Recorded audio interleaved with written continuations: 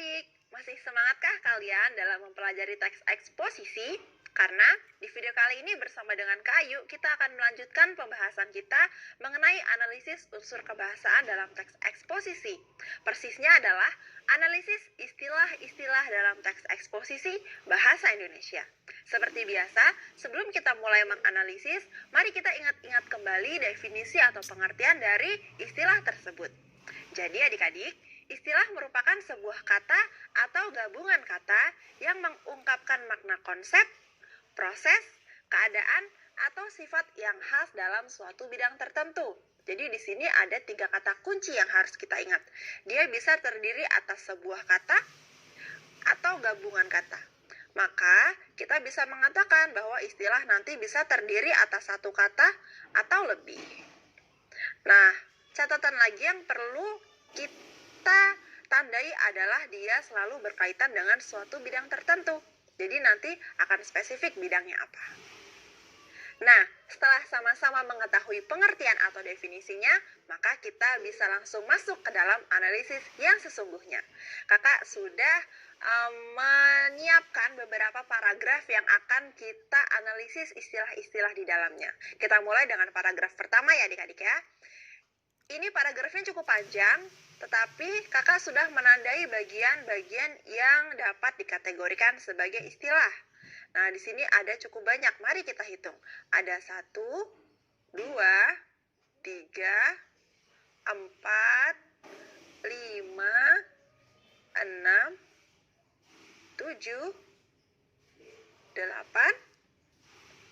9, 10, 11, dan 12. Wah, dalam satu paragraf saja kita sudah menemukan 12 istilah. Mulai dari masalah lingkungan, ledakan jumlah penduduk, penipisan sumber daya alam, perubahan iklim global, dan seterusnya. Akan tetapi memang kebetulan dalam paragraf ini ada istilah yang berulang ya adik-adik, yaitu pada kata masalah lingkungan. Dia disebutkan 2 kali dalam paragraf ini. Lalu bagaimana dengan paragraf selanjutnya? Mari kita lihat. Nah, kebetulan dalam paragraf ini hanya ada satu istilah, yaitu kelestarian alam.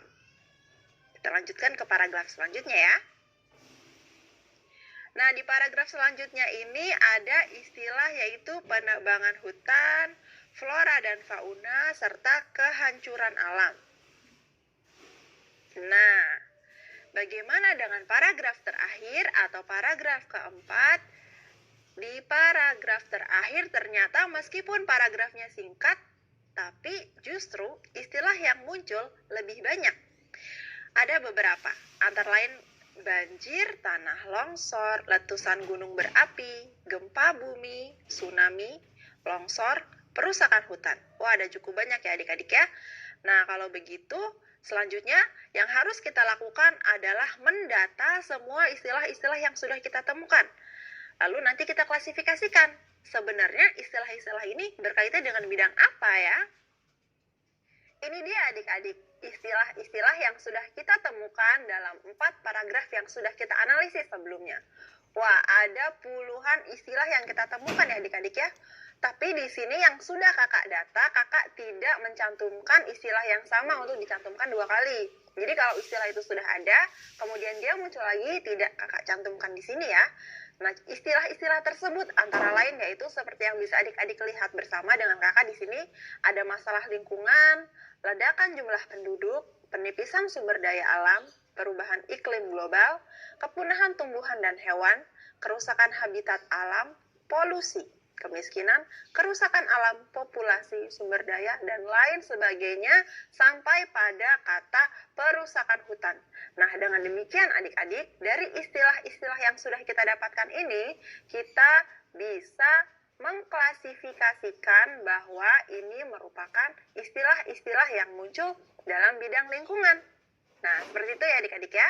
Kalau begitu, kita akan lanjutkan lagi analisis kita untuk unsur kebahasaan teks eksposisi pada video berikutnya. Sampai jumpa.